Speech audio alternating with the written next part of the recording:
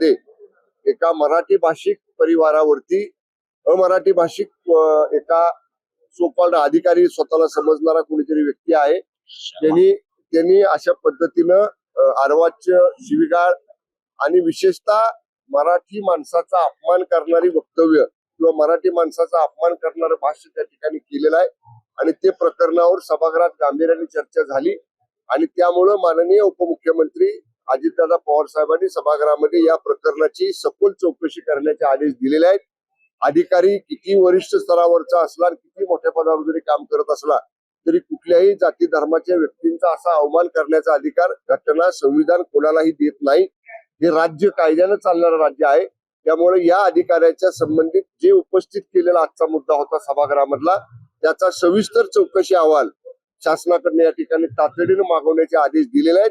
हा अहवाल प्राप्त केला जाईल आणि या अहवालामध्ये ज्या बाबी समोर येतील त्याच्यामध्ये जर तो सोकॉल्ड अधिकारी आहे जो मराठी भाषिकांना, मराठी माणसांना अवमानकारक, अपमानकारक, अवहेलनाकारक अशा पद्धतीचं बोलतोय, हे जर त्या चौकशी अहवालामध्ये सिद्ध झालं तर त्याच्यावर कडक कारवाई करण्याचे निर्देश माननीय उपमुख्यमंत्री अजितदादा पवारांनी सभागृहामध्ये दिलेले आहेत। तर तुमच्या आधी इकडे आदित्य ठाकरे आले होते, त्यांनी असा आरोप केला की या सरकारमध्ये गेल्या वेळी जे 2.5 वर्ष सरकार होते एकनाथ शिंदे, त्या काळामध्ये असे प्रकार वाढलेले आहेत, बेजोडीकरून वाद असतील, सोसायटीमध्ये वाद असतील, मराठी अमराठी वाद असतील, हे वाद मुद्दाम वाढवले जातात असा आरोप त्यांनी गंभीर केला। माननीय आदित्य ठाकरे साहेबांनी हा विषय जर सभागृहामध्ये मांडला असता, ते आम्ही त्याला शोधतोय सभागृहात दिसतायत का, ते सभागृहामध्ये दिसत नाहीत, ते माध्यमांपुढे येतात, इथं बोलतात आणि पुन्हा अदृश्य होतात। त्यामुळे त्याला जो कळवळा आहे मराठी भाषिकांचा त्याहून ज्यादा कळवळा आम्हाला आहे, सरकारला आहे, माननीय शिंदे साहेबांना आहे। त्यामुळे मराठी भाषिकांच्या, मराठी माणसांच्या पाठीशी हे सरकार ठामपणे उभा आहे आणि म्हणूनच आज तातडीनं मराठी माणसावरच्या बाबतीत घडलेला जो प्रकार आहे त्याची सरकारनं तात्काळ दखल घेतली, उच्चस्तरीय चौकशीचे आदेश दिले आणि चौकशी अहवालामध्ये कितीही मोठा तो कोणी अधिकारी असला आणि तो जर दोषी आढळला तर त्याच्यावर तात्काळ कडक कारवाई करण्याची भूमिका सरकारने घेतलेली आहे।